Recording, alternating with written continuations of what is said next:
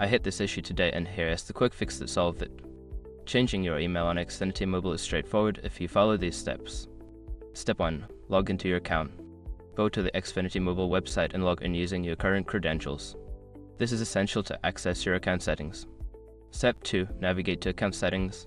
Once logged in, find the account or profile section in the main menu. This is where you can manage your personal information. Step 3. Select email preferences. In the account settings, look for email preferences or contact information. This will allow you to update your email address. Step 4. Enter new email address. Type in your new email address in the designated field. Make sure to double check for any typos to avoid issues later. Note, if you accidentally enter an incorrect email, you might miss important notifications. Step 5. Confirm changes. After saving, you may receive a confirmation email at your new address. Click the link in that email to finalize the change. I hope this helps you easily update your email on Xfinity Mobile. If you have any questions, feel free to ask.